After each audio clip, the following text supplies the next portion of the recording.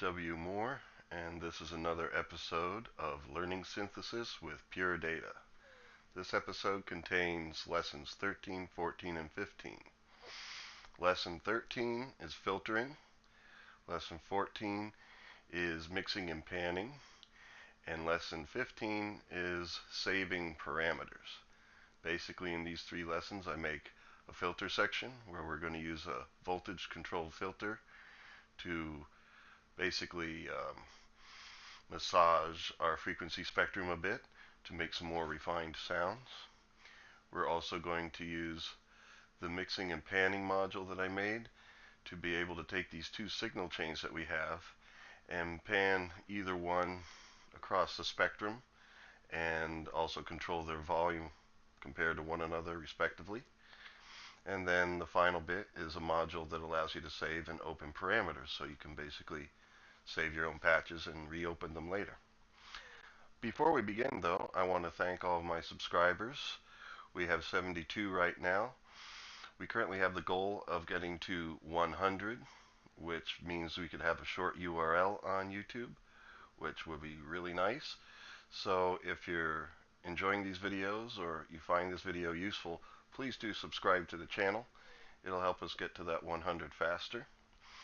Crafty's been working on that. He's been promoting the channel on Facebook and things like that. So, this means a lot to Crafty. So please help us get to 100.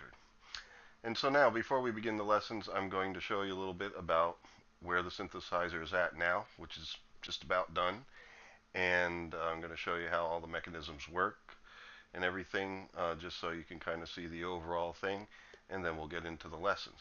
Also, I'll be pointing out some changes I made based on some suggestions from some of our viewers. So I'll be sure to give those people a mention when we talk about that. So without any further ado, let's get going on the synthesizer.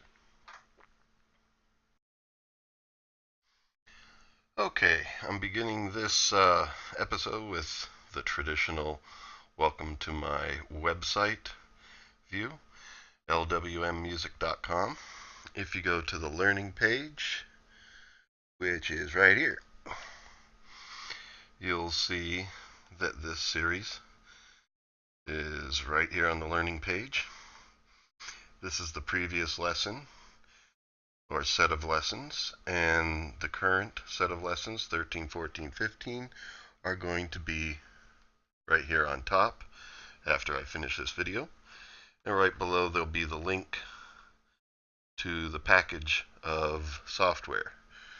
And so we're going to look at that now.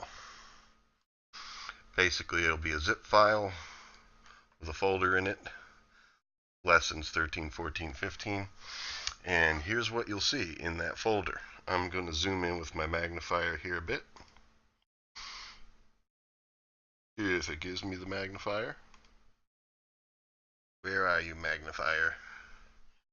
Well, I can do a shortcut here. Hold on. There we go. Zoom in. So here are the files in the package. These are all different modules that are part of the synthesizer. I've added 3 since the last video, and we're going to look at them now. If you open the modules patch right here,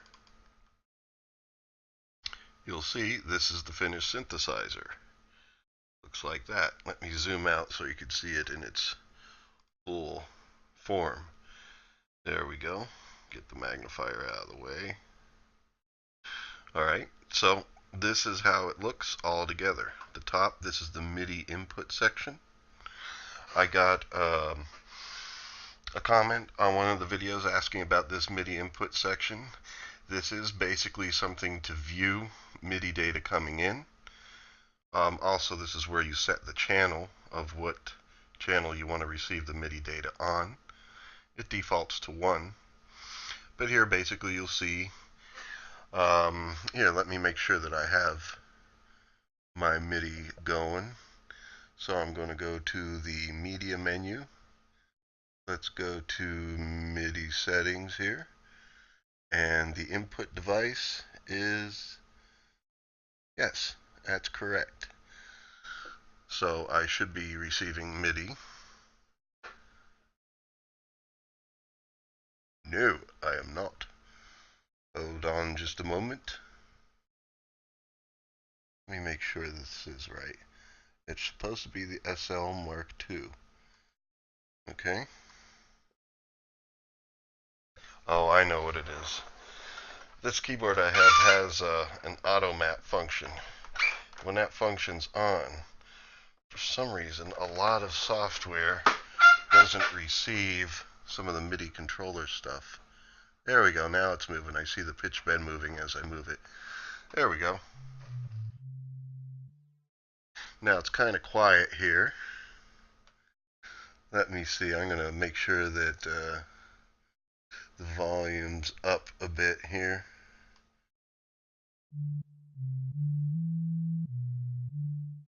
I could also turn up my headphone volume. There we go. That's just the default sound that comes up right away. So yes, this does just display MIDI information coming in, note, velocity, all that as a display. But for example, let's say like if I hold a note, you see the pitch bend slider there does execute pitch bend. So if you, for example, one useful thing there, like here you have the pan and volume that you can set straight from here, since a lot of times maybe you don't have knobs or sliders on your controller keyboard set for it, or some keyboards don't have them on it, depending on what you're using. So anyway, it is really a display, but it also can execute things if you just use the sliders. Alright, so this is the MIDI module, and basically this is the source of the sound here, these two oscillators. They are independent from one another, so you can set them to different waveforms and everything like that. They have pulse width modulation if you're using the square wave, or excuse me, the pulse wave. It can be square if it's right in the middle. And they also have phase settings here too. And you can also hit this button, the M button, on all modules where there's an M button, an M toggle button next to the slider. It means that then when you click it,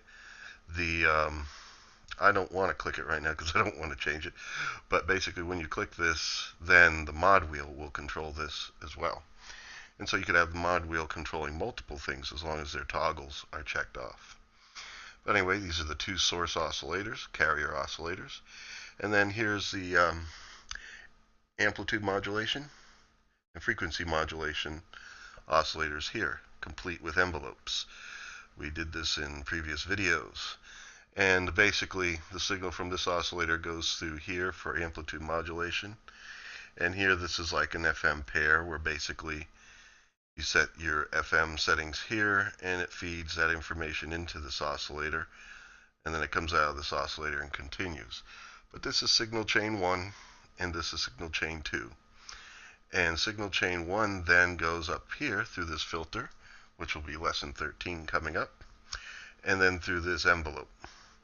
And then it ends up over here in the mixer section where pan 1 and volume 1 correspond to the signal chain 1, which is this one here, starting with this oscillator, going down to amplitude modulation, going over here to the filter, and going through the envelope, ADSR envelope, into here.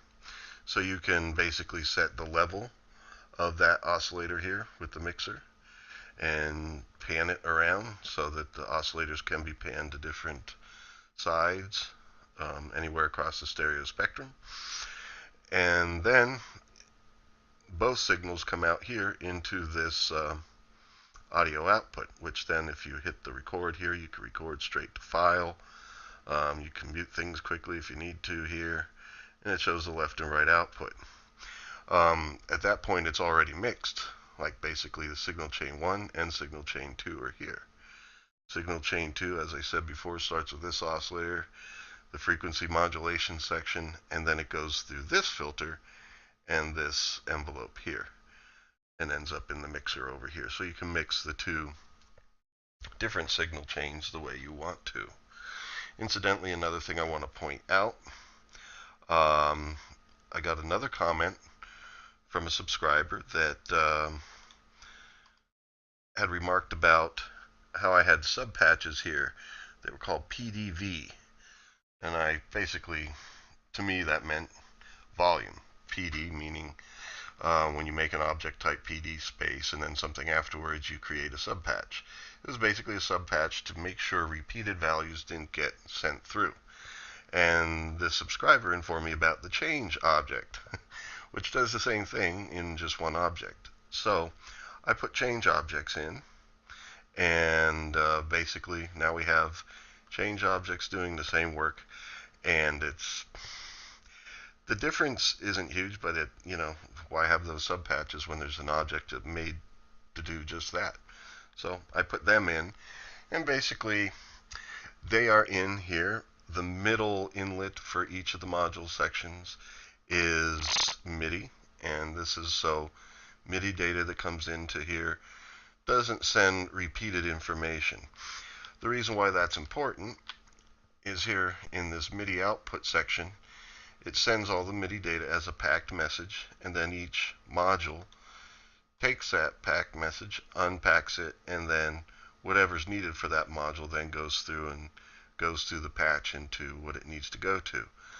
But for example, if I am moving the pitch bend wheel or any controller here, mod wheel, doesn't matter, when data is being changed and being sent, everything gets sent again. So your note number gets sent every time you're moving the pitch bend wheel. And so in order to make sure that unnecessary repeated data doesn't get through, I have those change objects. Because basically if they did get through, you'd hear repeated notes every time you're moving a controller. And that would throw off also the envelopes over here, because then you'd have velocities starting the envelope again, because the velocity data would also be coming through. So obviously on this section, where velocity comes in, I do have a change object on that to make sure the velocity repeats don't get sent through, because the only time I want this envelope to operate is when a new velocity comes through from hitting a key and when you release a key. The rest of the time, that repeated information just, needs to be blocked. So that covers that bit. As you see here, I'm going to close this. This is a sub patch to hide patch cables. So this is a sub patch within the modules file itself. It's an embedded sub patch. Just open it up, and then here's everything patched together. And we're not even seeing a lot of the patch cables. It's a cobweb of patch cables here. Basically, each module, I have their inlets in an order where the leftmost inlet is signal coming in, if it's a module that receives signal. Like here, this oscillator with the FM oscillator down here does receive signal from that oscillator in here, so that it modulates its frequency before going out. So the left signal is a signal inlet. In the middle is MIDI, the packed message. And then the right is for parameter saving, this module down here. Basically, parameters, when they're loaded, get sent in through the right inlet of each module. Each module that uses it. There's just a few exceptions, like, for example, this oscillator, since it goes through amplitude modulation, there is no signal inlet on this one. It's just MIDI and parameters through the right inlet. Also, the audio output here does not receive MIDI or anything. It just has two inlets for the two different left and right outputs that then this puts through the graphs here. Has volume control for, and writing volume control when you're writing to file. So that way, you can record straight to file using this. But it doesn't need MIDI or anything coming into it. But every other module, that's pretty much the way it is on its inlets. Their outlets are basically signal and then parameter saving. There's pretty much two outlets on each one. This outlet here would, for example, be going into here for parameter saving. Basically, each module is hooked up in an order to this module here for parameter saving. Now I'm going to go over this in lesson 15, so in this video later on you're going to see about this. But right now I just wanted to show you the general lay of the land. And so I think that's enough to get started on the first lesson, where we're going to look at what I did with the filter section. If you're seeing this video and you haven't seen the previous ones, you may be kind of lost now, so you want to go to my previous lessons. I began building this synthesizer with lesson 4 of learning synthesis with pure data. But if you're coming right off of the last lessons, 10, 11, and 12, then here we go to lesson 13 to learn about this filter section.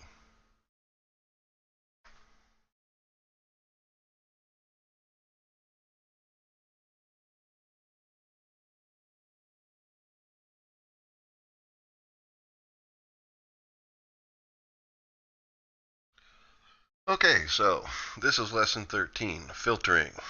Basically, these are our two filters, one for the first signal chain, this one for the second. They're loaded from the same patch file. They're essentially the same, but since they come in as separate instances here, they do operate independently.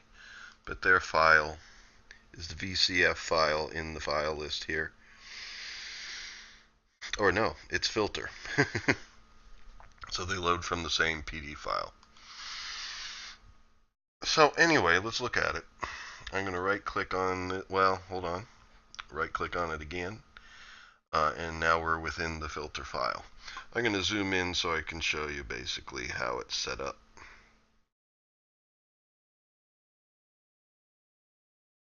Alright, let's get you out of the way. There we go. So anyway, this is basic. It's visual interface with load bangs in the top left corner like I do in all these modules. This is like the initial values that I want it to have. And then here, this is a sub patch where if you right click and open it, like the others, these are basically labels for the sliders. So the sliders display their values right on them, as well as an indication of what the slider is about. Now the vertical sliders, their labels are right here in the upper right side of them. And then right here, this is cutoff frequency for the filter. I'll explain what that does in a moment. This is the Q of the filter, labeled as such here. This M here is so that if you click this, the mod wheel then controls your cutoff frequency.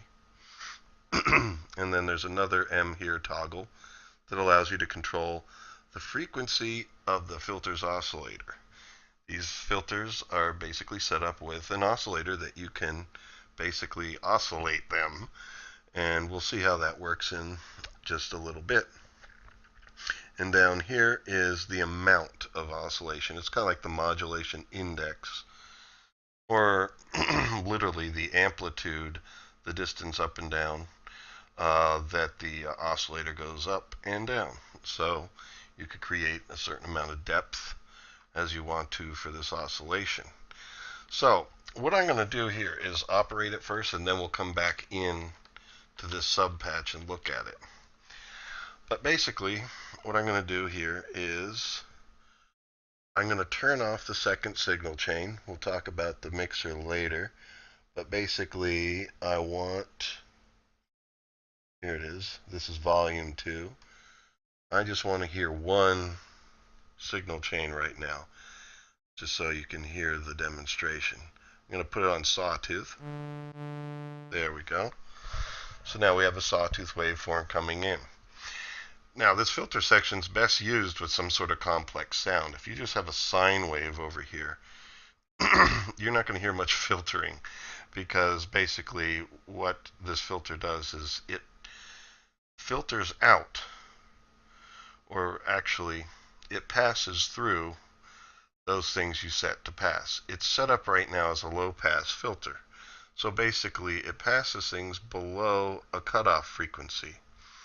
And it adjusts the cutoff frequency based on this slider and the note you're playing. You see, as I rise this up,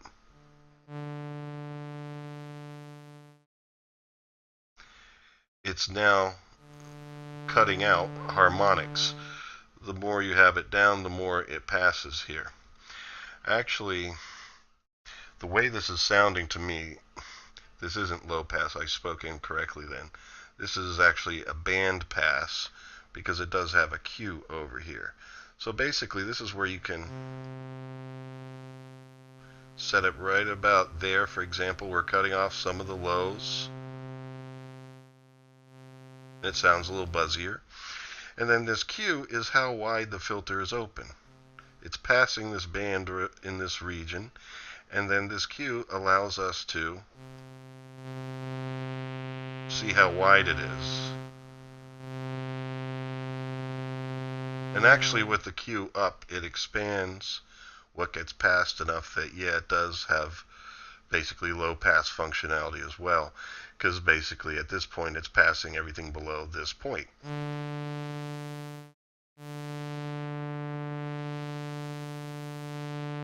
And as you raise the Q, you also hear what's called resonance.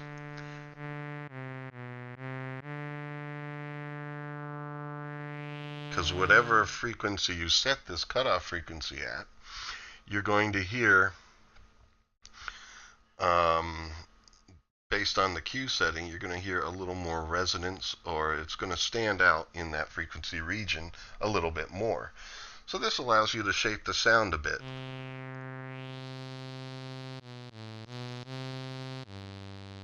You hear? So anyway, depending on how you set the Q and cutoff frequency, you're manipulating the timbre of your sound. Now, if you were putting this through some amplitude modulation at a high rate here, you could basically have a more complex waveform to deal with. For example, I'm going to turn up its frequency and its multiplier here, and then turn up the amount.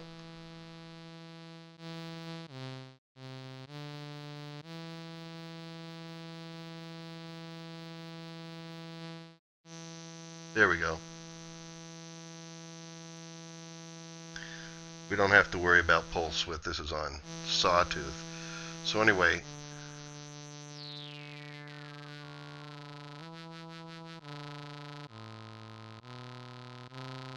you know, it's adding distortion to the frequency spectrum there, and then this is still filtering it, so you can use this to great effect as well.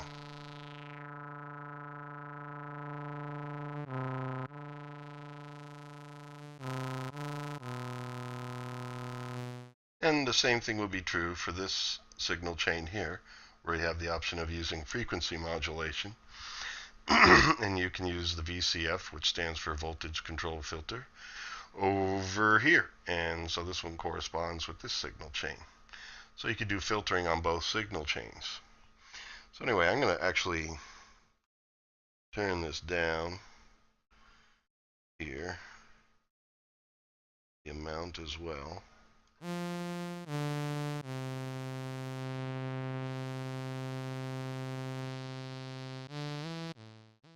Okay, so now I'm going to use excuse me, the oscillator here in the filter section. Turn up the frequency and amount. So now it's moving the cutoff frequency, or in this case you can really think of it as a center frequency, because it is a bandpass filter. It's saying this is the frequency that's the center of the filter that's passing things, and this is how wide it is. I'm just used to saying the word cutoff because a lot of times it is low pass or high pass. So whether it's CF for cutoff frequency or center frequency, basically this is the frequency area that you're hearing stand out over here. Now this gets calculated based on the note that you're playing.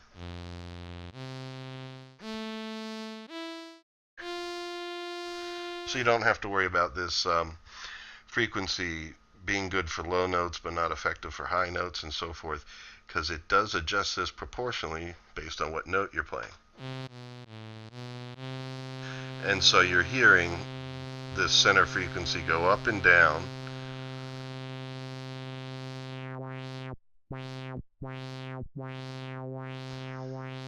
If I turn it up too much, it goes down to the bottom where basically you can go up and down the frequency down to 0 hertz. But somewhere around here, you're going down to low frequencies in hertz that it sounds like it's falling out anyway because they are so low. But in any case, if I have it here,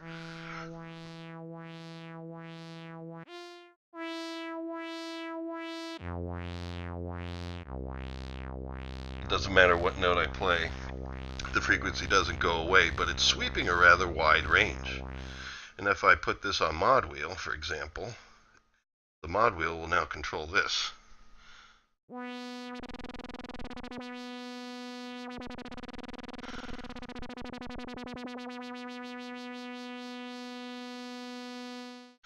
Now you unhook it and then you can set it to like a stable setting again, like that.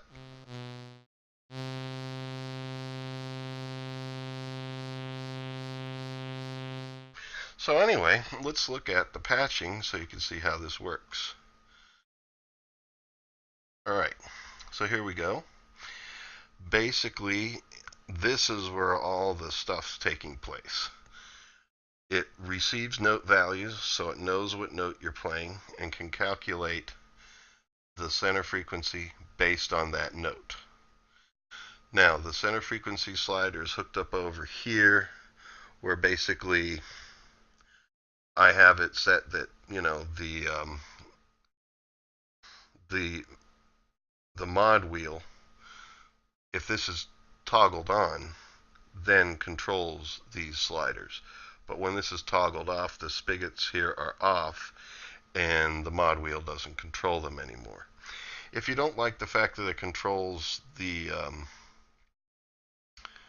frequency and the amount, you can just cut out one of these so it doesn't control the amount, just frequency, or vice versa. You could just repatch it yourself. But here is where basically, since mod wheel is a 0 to 127 MIDI controller, I basically do some calculations here so that it covers a range over here that makes sense for the values that I want the center frequency and Q to have. Oh, I'm sorry, no, the frequency here and the amount to have, because it controls these two, not these two, sorry. So it's controlling, you know, the frequency amount here, and so I have these calculations so that it basically is covering the range that I want them to have, which is looks like roughly 0 to 100, although here it's adjusted a bit so that you know, it's within the 0 to 1 range rather than 0 to 100. In here it looks like it's going from 0.5 up to 100 over here, or shall we say 0.05 up to 1. So frequency is basically a range of 0.05 up to 1, and amount is 0.1 up to 1. So anyway, I just have them so they don't go to 0 entirely, and that's just so that, you know, when they're all the way down like this, you know, they don't go to, well, this doesn't go to 0 entirely, because then when you're using the mod wheel and it does that, it sounds like it gets cut off. So anyway, in this sub patch here, this is where all the action takes place. So let me open it up. And so in here, our first inlet over here is for the signal. That's the signal from whatever signal chain this module's hooked up to. There's two of them, one for the first, one for the second. And that comes through into the VCF object, voltage control filter. Now in this case it's literally not voltage, it's digital. So it's just called that because it's working like a voltage control filter would in the analog world, where basically signal comes through and then you control your center frequency here, where this is coming from the slider, and then here's the MIDI note coming through, and this basically calculates so that if your slider's all the way up, it's basically going to a range where it'll go all the way up as far as it can, and it goes all the way to, you know, up to 20,000 hertz. which is basically the limit of where I want it to go, because that's the highest frequency that we can hear, and I want to give a little extra room because of sampling rate, so we're not creating any aliasing. So basically it goes up to 20,000, and it goes down to whichever note you're playing. So that way, whatever note's being played, actually I don't think it goes down to that note, it goes to a little bit above that note. And so that way, basically when the note gets played, it's not getting filtered out. So it filters out basically a little bit above the note number and the note number's frequency, and goes up to 20,000. So that's essentially what happens here. And so you get this whole different range, so that way whatever note you're playing, your center frequency area is proportionately the same place it would be across all the notes that you play on the keyboard. Otherwise, like if you set it to a certain frequency value and it doesn't adjust for the note you play, you could go down, play some lower notes, and then it starts getting filtered out because it's below the range of your filter. And this is a bandpass filter that's passing basically everything that's within its range based on your center frequency and the width of your cue. Over here, this is another inlet, and I didn't label it. Let's see what it is. This here is the center frequency, and then, yes, this is the cue here. So this is where the cue value is coming in, I believe. I just got to move this over just to make sure which inlets are what. Yep, that is the cue value. So basically, the cue value, as you change it and everything, gets sent into the right inlet of VCF. Its middle inlet here, as you see, gets calculated based on the note and your slider settings for center frequency here. And then over here we have an adjustment for the oscillator. This is the oscillator right here. And this is where the frequency and the amount values come in, where basically you're setting the frequency and the amount that this oscillator is oscillating. How fast is the frequency, and the amount is how far up and down, above and below the center frequency pitch it's going. So that's where all this stuff comes in, and basically that gets sent here into our center frequency area of VCF, and then VCF goes out here. Now I have it coming out the low pass side here because on the help file here it says low pass in parentheses, but as I'm hearing it, it doesn't sound like it's really low pass because as I move center frequency up, it does cut out lower frequencies, so it sounds like it really is a band pass. Let me test something here. I'm going to connect up the left inlet here to this outlet. Let's see what we get when we have that.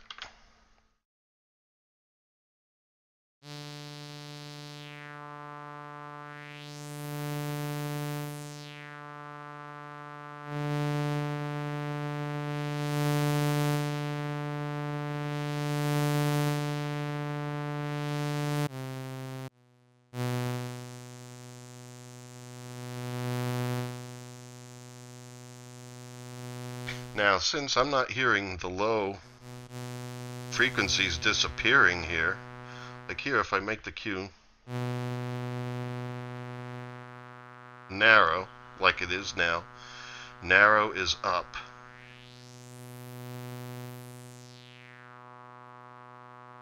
When I have the center frequency down,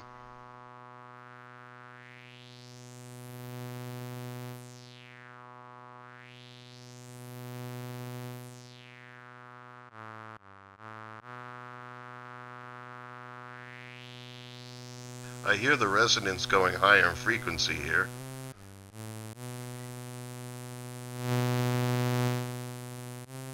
But I don't don't hear low frequencies being cut out. And actually, I like it better that way. So I think I'm going to stick with that. But if you decide you want to go back to the other way, you can go in here. To me, to my ear, it's sounding like this is more low pass coming out of this outlet where it says band pass in the help file. And this sounds more like band pass on this side where it says low pass in the help file.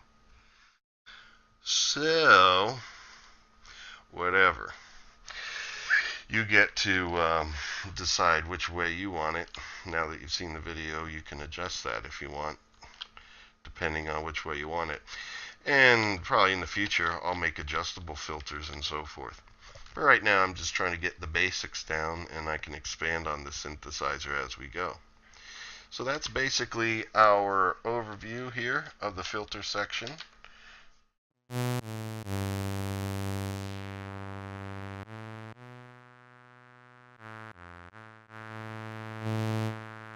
Do some useful stuff with this.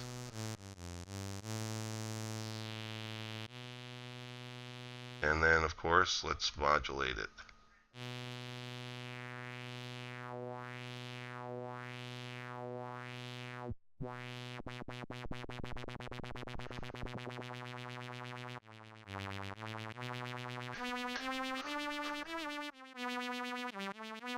Okay, sorry, I'm getting carried away there. Alright, so you can play around with that, and by doing so, you'll learn a little bit more about filtering and all that. So, next, what we're going to do is move on to lesson 14, which is all about this mixer section right here.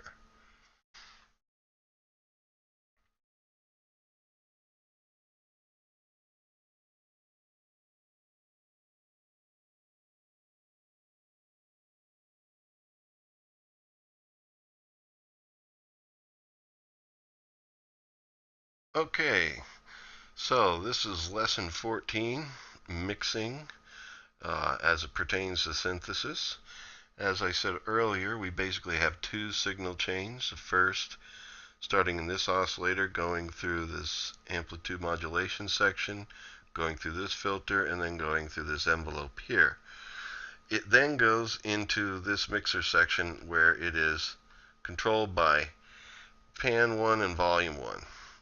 And so basically, what I'm going to do now, so you can hear what two different sounds I have mixed together here, that's the overall sound. I'm going to turn down, let's see here. We have pan 1, volume 1. That goes for the first signal chain, which is here, originating as a sine wave, and it's pitched down an octave. So that's kind of like the bottom end of the sound that I'm using right now. If I turn down its volume, you're only hearing the square wave portion here, which is not pitched down an octave. So as this gets turned up, the first signal chain comes back through. And so I also have pan here, so I could pan this bottom end, left, right, wherever I want for this sound to be. A lot of times you want things to be center, or maybe just a little bit left or right of center to make it sound a little more stereo.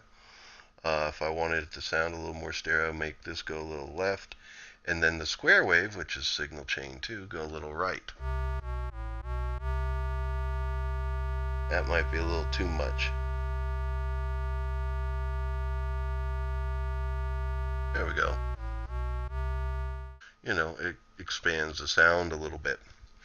And so the volume 1, volume 2 are right here. Now you just hear the sine wave. There we go. So this allows you to mix together your two signal chains. And then it has overall pan and volume here, which does respond to MIDI pan and volume.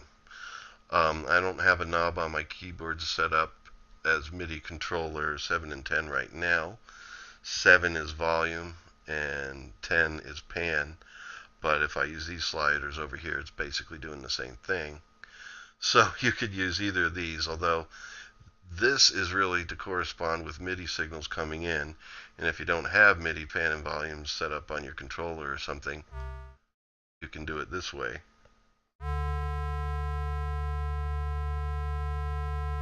There you go. That's pan and volume.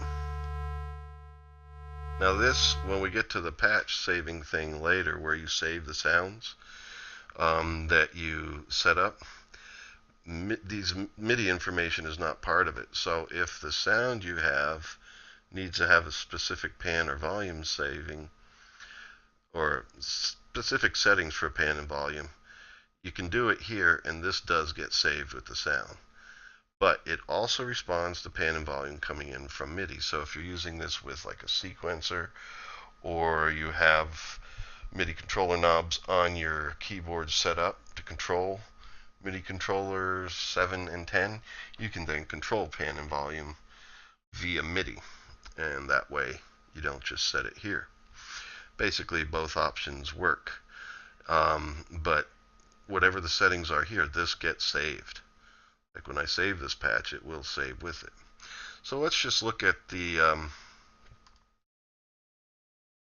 module here so you can see what's happening. Basically, I am going to zoom in. There we go. Module set up the way the rest are. Uses slider labels here, load bang information here.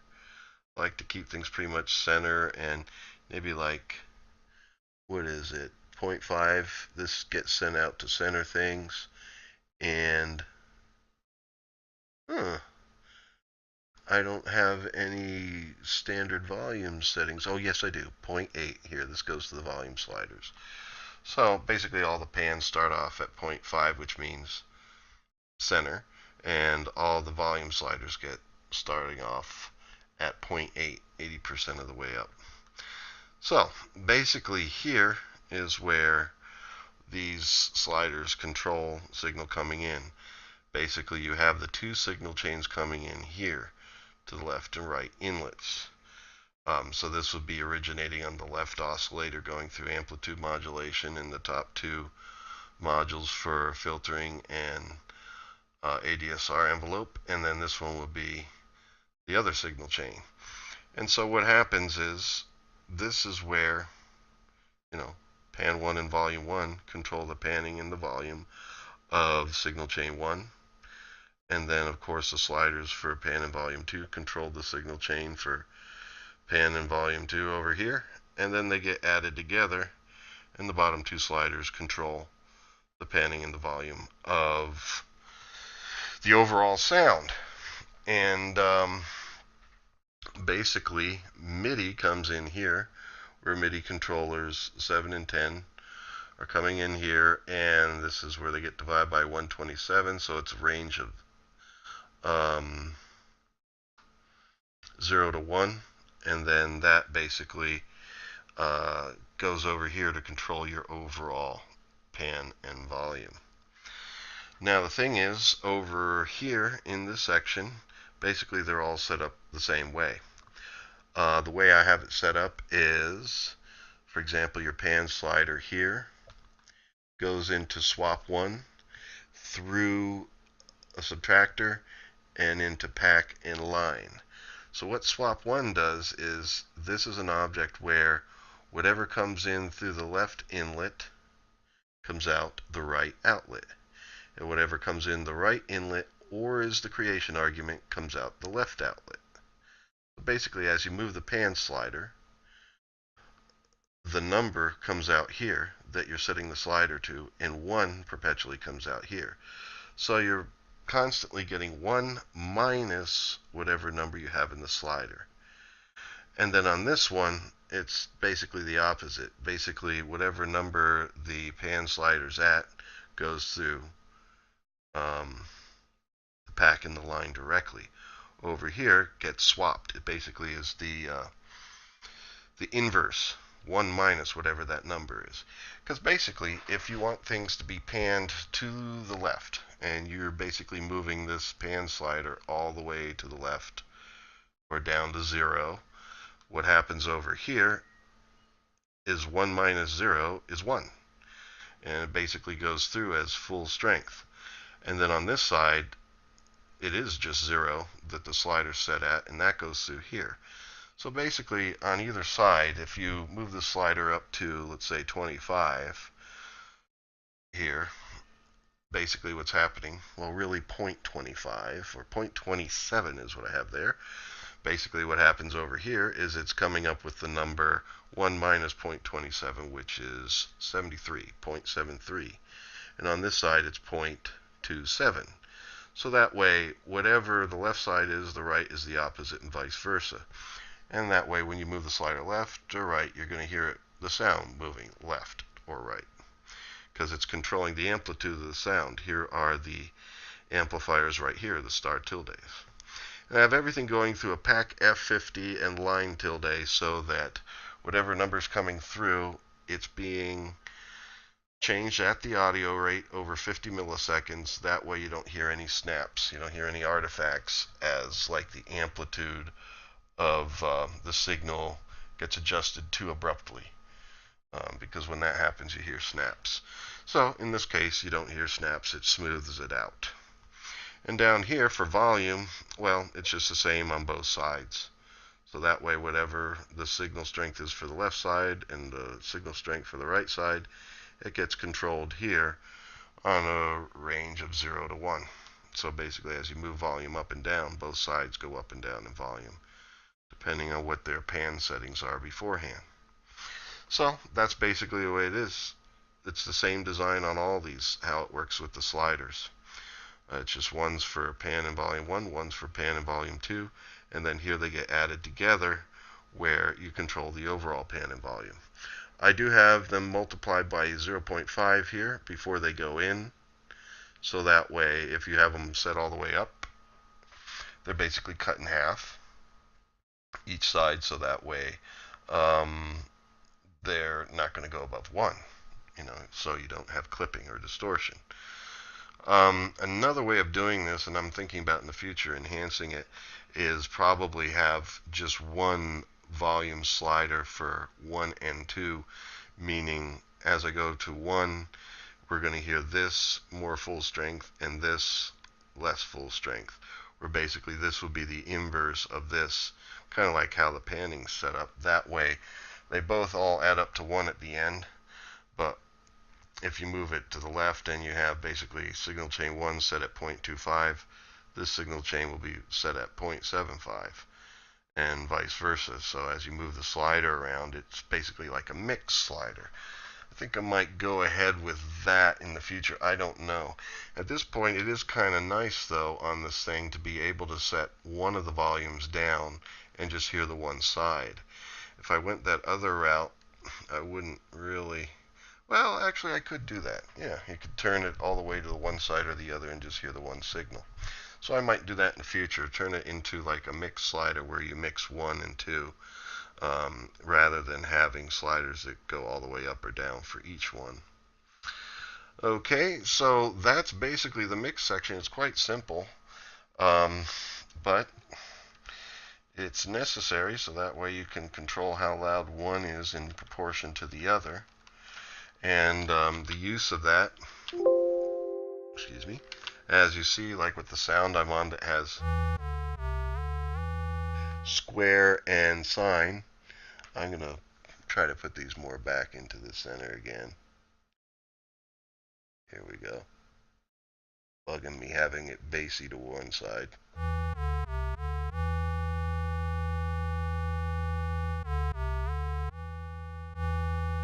There we go. Let's say you want it to be more bassy, and that would mean increasing the sine wave side, so have that up and turn the square wave side down.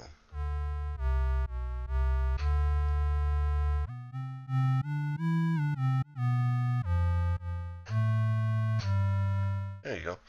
And so if you want it to be a little bit more, have more of the higher harmonics in that are coming from the square wave side, you can do the opposite.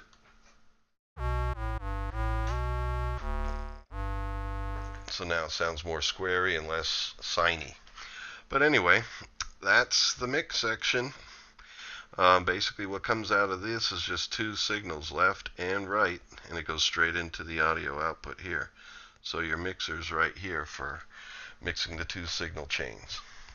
Alright, so next we're going to go on to lesson 15 and look at the parameter saving section.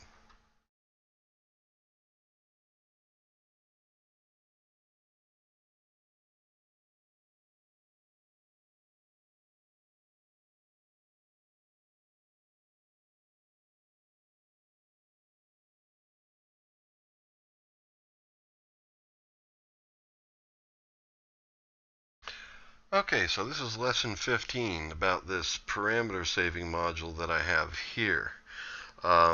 Basically in PD, if you want to be able to save things from give and patch, all these settings would basically go away the next time when I close this and reopen it.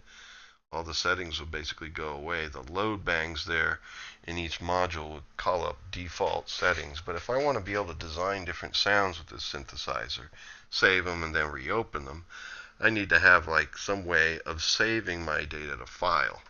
Like all these sliders here and radio buttons for selecting oscillators, the wave shapes and so forth. All these are the settings that affect how my sounds sound. And so I need to save that information if I want to be able to create sounds and save them. So first of all, I'm going to show you in the file folder here, we have 3 text files in it. And I named them with numbers and then names on the right. These are basically like 3 sample, what we would call patches that I made. Now since PD files themselves are called patches, I'll just say these are 3 preset sounds that I made.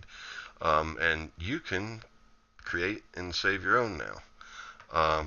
So anyway, what I'm going to do is open up some of these sounds so you can see. If I go down here to open, this module is pretty simple. Just open and save. Square bass, that's the sound I was using in the last example. It's a square wave bass sound with, the sine wave in there to create a little bit more of a round bass to it. And then let's open this one here.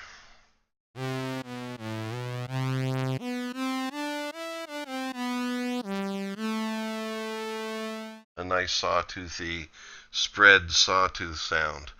And then I also made this third one here.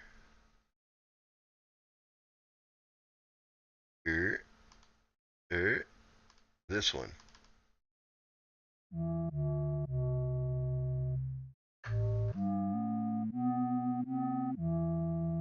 Kind of like a metallic ringing sound created with some FM synthesis here. So basically, let's see how this thing works. Basically, all the modules here, except for the MIDI and the audio output, have parameters in them that need to be saved if you want to save a sound. And so, if I want to save a sound, basically I need the information from all these sliders and things and be able to write that to file. Each one of these modules that actually does have parameters to get saved has an inlet on the right side and an outlet on the right side.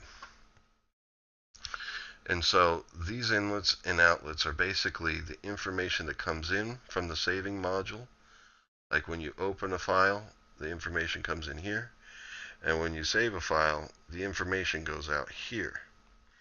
And these subpatches here is where all the information, I need to drag this down a bit, display the whole thing, where all the information from the sliders and the radio boxes here get saved.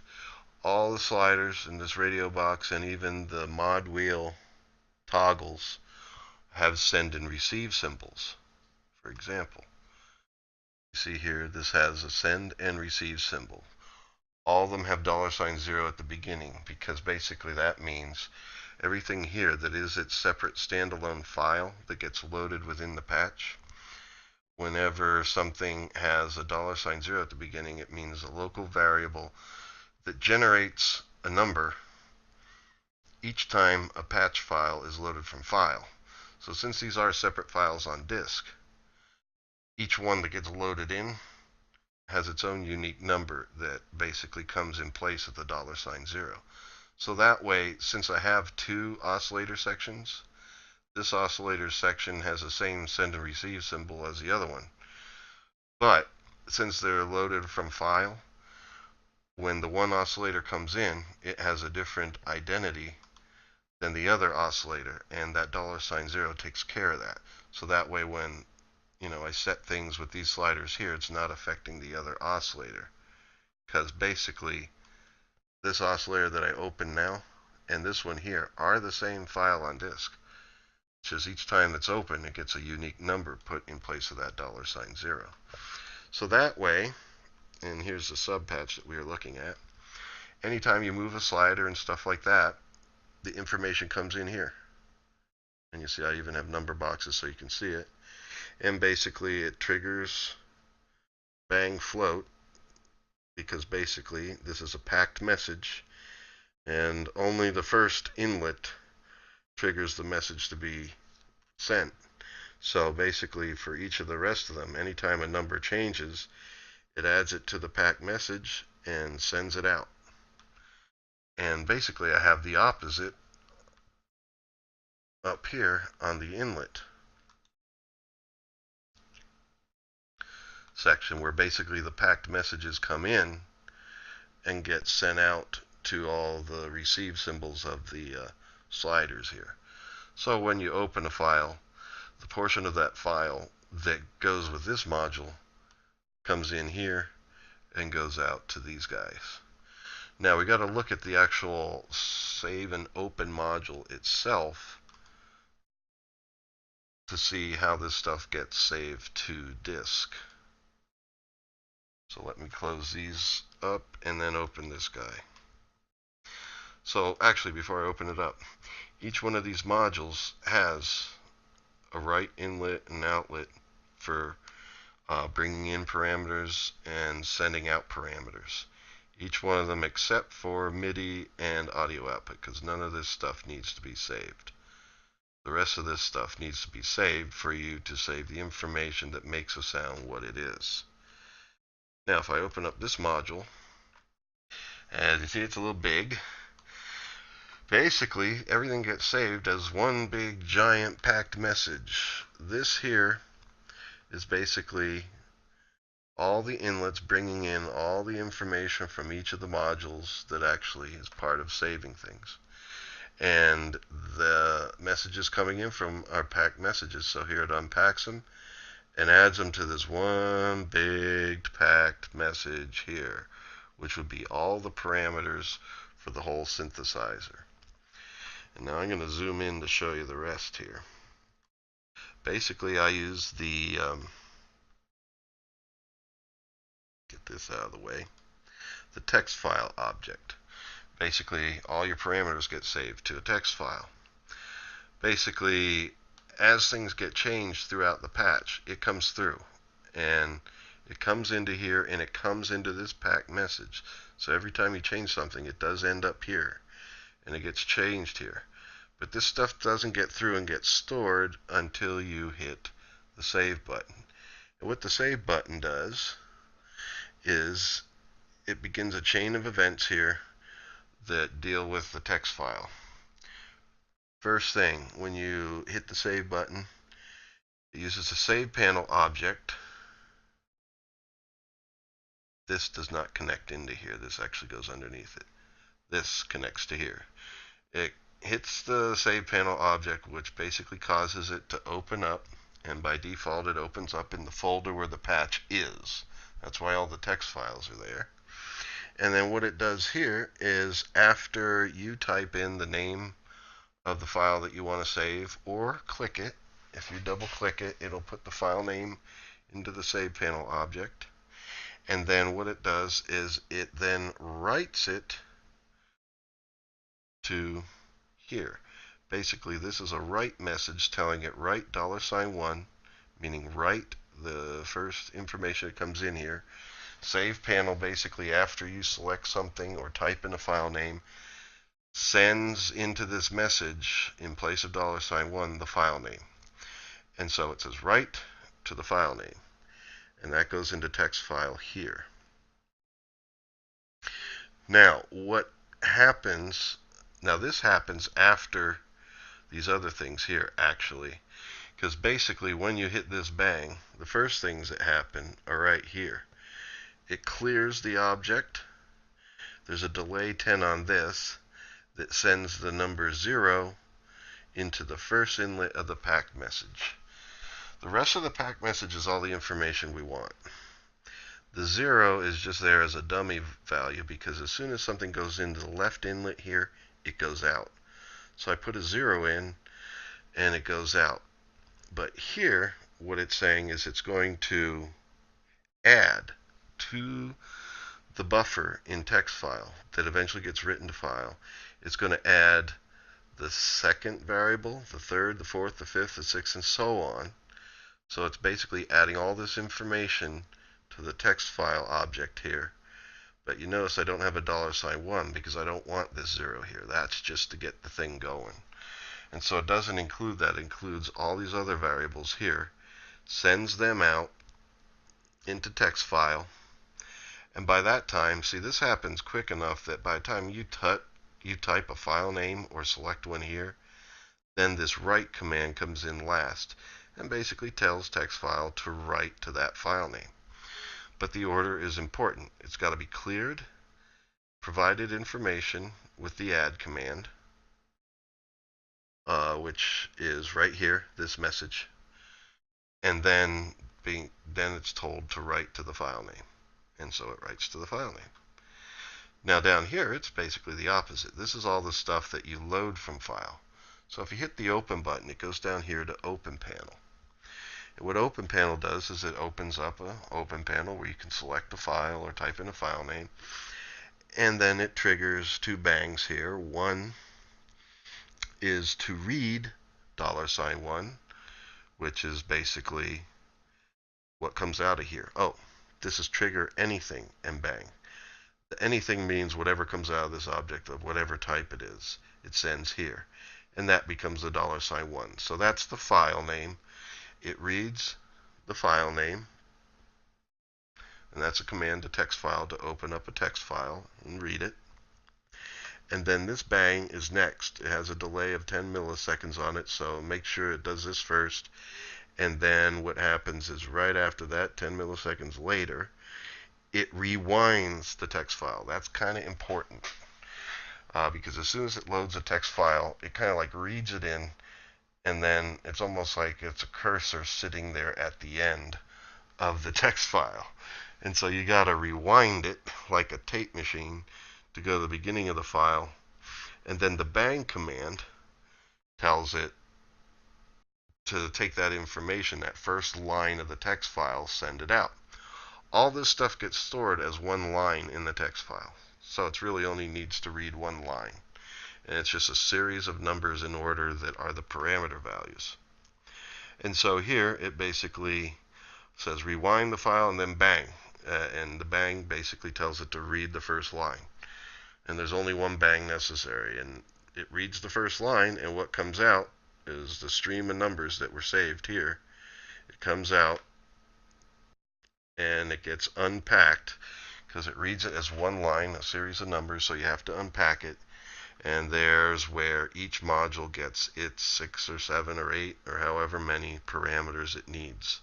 And then all these outlets here are hooked up to each of the modules in order. The first module is the first oscillator of the signal chain 1, and then the second one is oscillator of signal chain 2, and so forth. So that's how we do it. It's really not too complicated, but it takes a while to set all this stuff up and hook up the patch cables, make sure they're in the right order, and I did a lot of error testing with it that in the overall synthesizer, there may be one or two things that still doesn't work quite right, but I haven't found it yet. And I've made a whole bunch of sounds. Well, I made 3. I made all sorts of sounds, but I only saved 3 to file here. So basically, like if we were, for example, well, let's start from a different basic file here. Like let's open up the square base. How about this? Open up the square base and then just do a simple change to it. And what we'll do is we'll change the square wave portion here to a saw wave.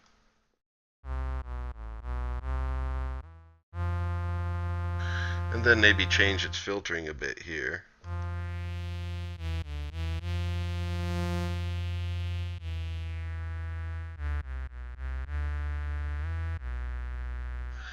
And then, basically, if I want to save it, I hit the save button here.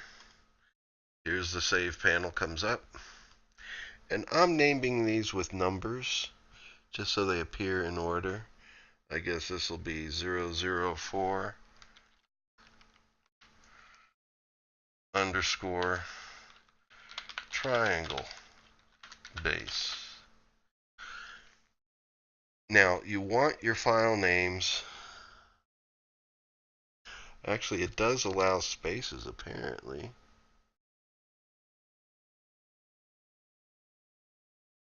But you want your file names. The reason why I'm doing it this way with the numbers first is it's good for your file names to be in an order. So you see all the text files at top.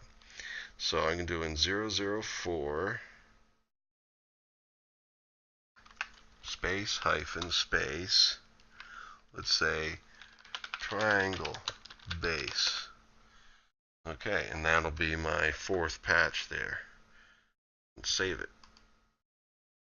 And there you see it appears in the file list here. Now, there's the thing. I didn't type in a file extension, so it has a blank icon on it. You don't have to have a file extension. You just got to give it the right file name. So if I left that off, I could load these and open them just fine within here. But I kind of like to have the little text icon there, so I typed in the file name. So now if I wanted to open that again, I just go here to open, and I can load in triangle base. Well, let's go to the square base again. And now let's go open triangle base. There we go. So there you go. Basically, you can save all your parameters and stuff for different sounds you make. And they'll only work with this one because everything's parameters in order for this synthesizer. But that's how she does it. Now, since this is the last lesson in this video, I just want to say something before we call it a day.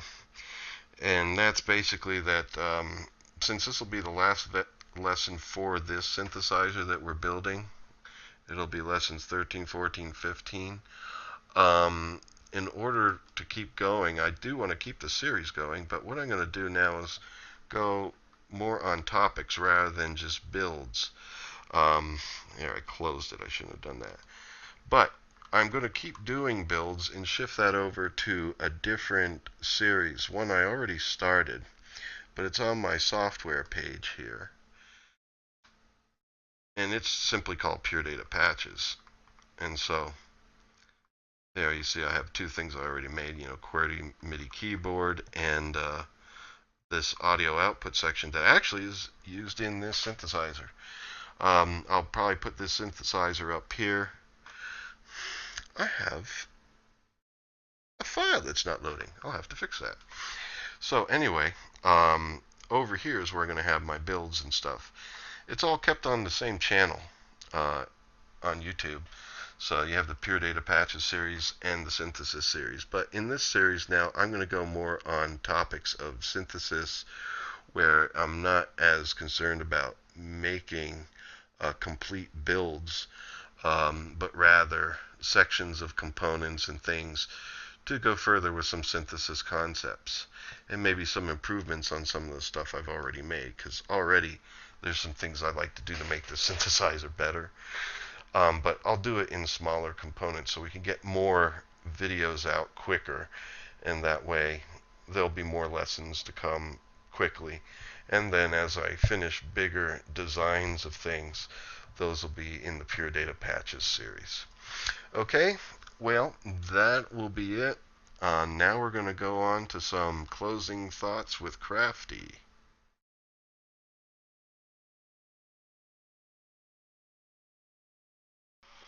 Okay, so thank you for watching this episode. Please don't forget to like the video and subscribe to the channel.